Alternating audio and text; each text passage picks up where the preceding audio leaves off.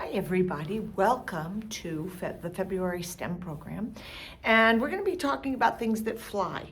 And in the instructions, there's how I always put a little description of what I'm going to be talking about, and I talk about paper airplanes and things like that. We're not making paper airplanes. Those are challenging. They're fun to make. We have some books in the library about how to make them. You can find instructions about that online if you want to. But we're going to look at some other types of things that you can make with paper that fly. Some of them fly the way an airplane would, sort of gliding around. And some of them two of them just twirl. But it's kind of cool to watch them and to play around with the dimensions of the paper to see if it changes what they do. So the most important things about flying or making paper things that fly is you've got to understand the properties of what's making them fly. And what's doing that is the air that's all around us. And it has to do with the pressure of the air on the surface that's flying. So take your hand, and if you wave it this way, flat, okay? You can feel the air hitting your hand, the front and the back of it, right? If you go like this, it feels very different, right? So there's less resistance from the air when you make a skinnier surface instead of a wider surface. So got to keep that in your mind.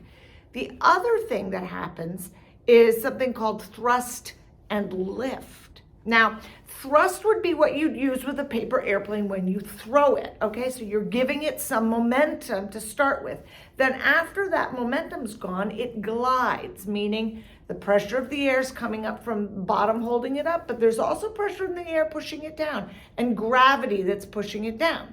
So you want to make your airplane as light as possible so that it doesn't go down too fast, but with enough surface area, meaning flat surfaces that are going to catch the air to hold it up. That's the lift. So it's pretty cool when you think about it and you start working around with the weight of the structure that you're making. So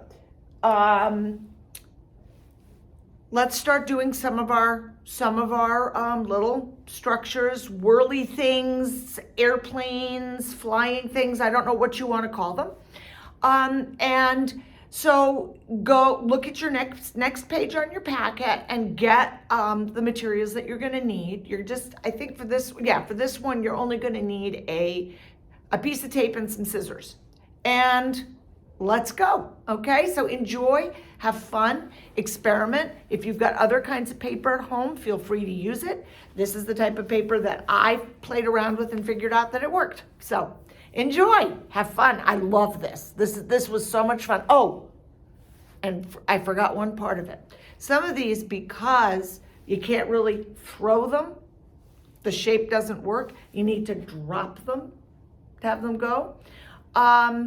Those ones, if you've got sort of a deck on the back of your house, or let's see, you can stand sort of on the stairs and drop over the side of the railing. Just be very careful. Those are ways of experimenting on to see what it does. If you just drop it from a really short distance, some of them don't work as well. They don't look so fun. Bye.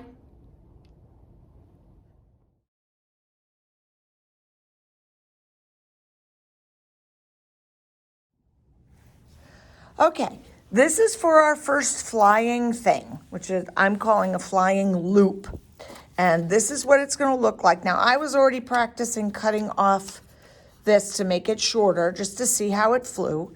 So the first one we're going to make the one we're going to make is going to have a longer piece.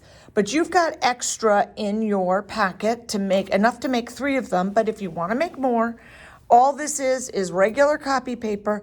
And I cut a square, so the copy paper is 8.5 inches by 11 inches. So I made an 8.5 by 8.5 inch square and then cut a 1.5 inch strip from the shorter section, the 8.5 inch width of the paper. So that's what this is here, and that's what you've got 3 of in your packet. You're gonna take this, put it on the diagonal like this, and you're gonna fold it in half. Now, the only tricky thing about this is keeping the folds from moving, and I'll show you what I mean. So here's your middle line. You're going to take the one corner and go to the middle. Just go a little bit shy of the middle. That's because otherwise it winds up moving up a little bit when each time you fold it. You see how that happens? So if you do it a little bit less, you want to hold it down. You don't really want that in the middle of everything. You fold it in half like this. Again, you're going to do that one more time, like this.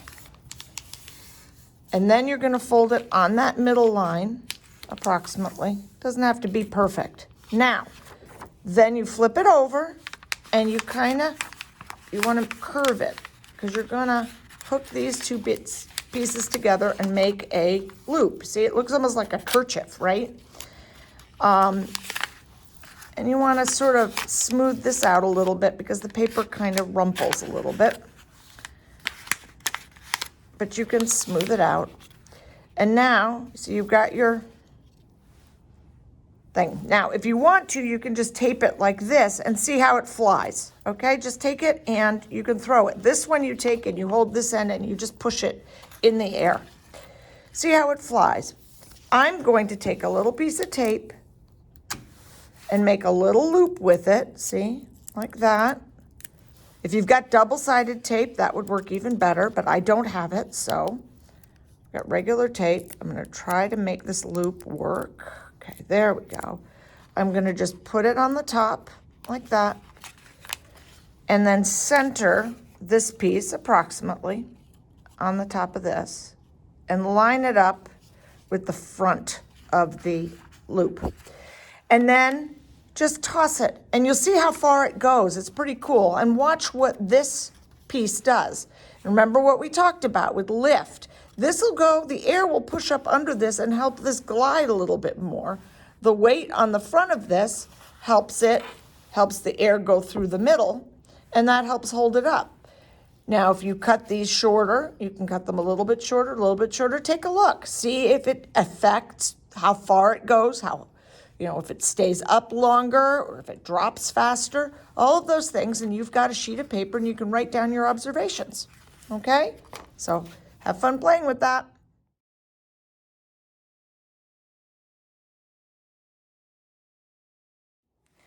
Okay, our second flying thing is what I'm calling a Whirly Flyer. So take out 3 of the strips of the pastel colored paper. You've got a bunch of different ones, so again, you can play around with colors, whatever you want.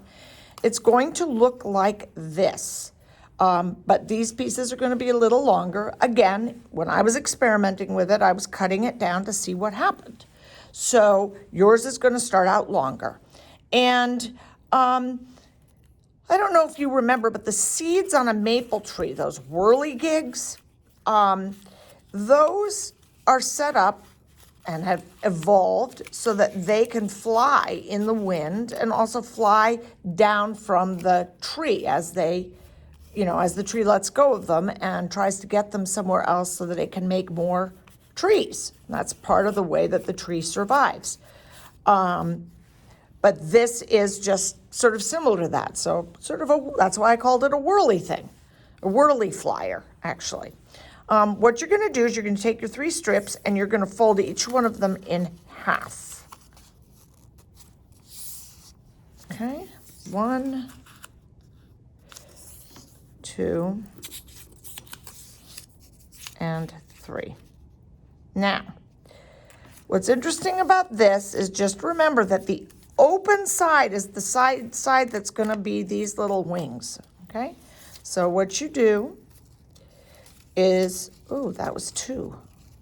I want to do just 1. So, see, I've got the folded side that makes a loop, see, and another folded side, so I'm going to slide one over the other like this.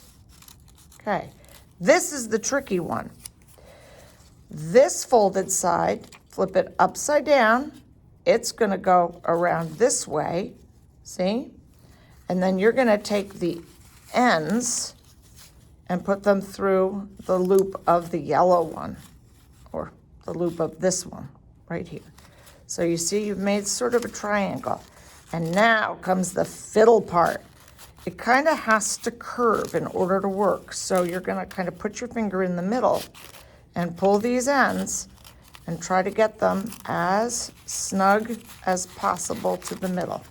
And be kind of gentle with this. If you pull it too hard, it will tear. But you see, if you work it and push down these edges, be patient, okay? You kind of make, just have to keep holding on and pulling. There we go. So now these ones you have to drop. And I don't know if you'll see it as it comes up. It kind of twirls as it drops. Again, this is very hard for me to videotape to show you. But again, go out onto, if you've got a deck or some kind of balcony, or you can stand on some stairs, or if your guardian can hold on to you, you can stand on a chair, but hold on and be very careful. Don't do this alone, and see what happens. And then again, you can cut these ends and see if that changes the way it flies. And again, there's a piece of paper and you can write down your observations. So that is number 2, and work on that for a little bit and we'll come back for number 3.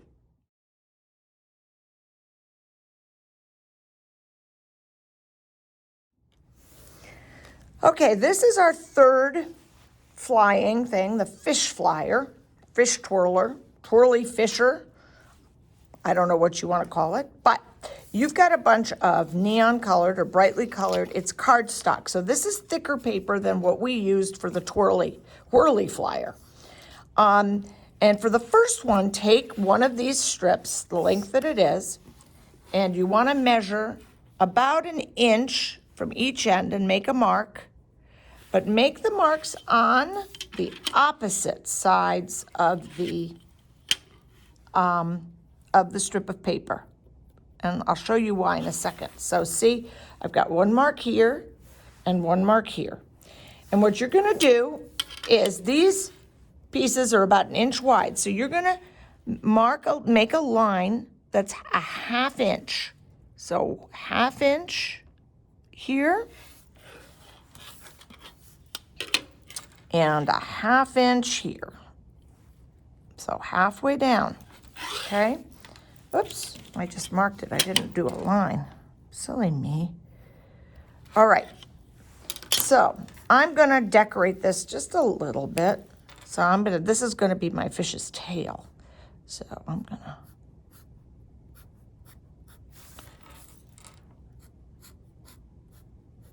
you'll see what I'm doing in a second. And what I need are my scissors. And you wanna cut the line. Don't go past, don't go all the way through, but if you do by accident, you'll just grab another strip, hold on to this middle part because you can use it again. I'm gonna cut only the halfway mark. Now this is the fun part. You're gonna bend it in half like this, see? And I'm just gonna slide these 2 cut pieces together and push them down. And now, see, I've got my little fish. See my little fish scales or tail? Now I can decorate this a little bit more if I want to. So let's do this. Let's just have a little bit of fun. I'm gonna put an eye, another eye, and then I can do some little fins on the sides, right? And then if you want to, you can do some scales like that.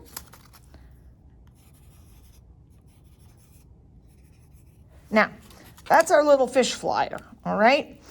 And what you want to go like the Whirly Flyer, find some place that you can drop it from high and see what happens. So let's see, if I drop it high, can you see? Oh, no, I just hit the camera because I didn't drop it straight. You got to kind of drop it straight. No, I don't have enough, there's not enough room, but what happens is it twirls like this. So what I would like you to try to do is you can experiment. You can cut your strip in half and make a smaller fish, see? I made a smaller fish here. You can make the tail a little bit longer. See if that changes the way it flies, and think about why that might happen with the information that we had about lift and gravity and thrust and all of those terms, okay? So I hope you had fun with your flying things, and if you've got a feather, that is kind of the coolest thing because you can you can hold the feather. Let's pretend this is a feather, and you go like this, and you can feel the air pushing up against it. Actually, even more sometimes than the actual piece of paper. I have a hawk feather that I found up at my parents' house, and it's amazing how much air that hawk feather moves. I mean, it's almost hard to pull it down against the air. So that is what helps birds fly as well as they do. So enjoy, have fun with your flying things, and if you want to make some paper airplanes, go for it. Bye.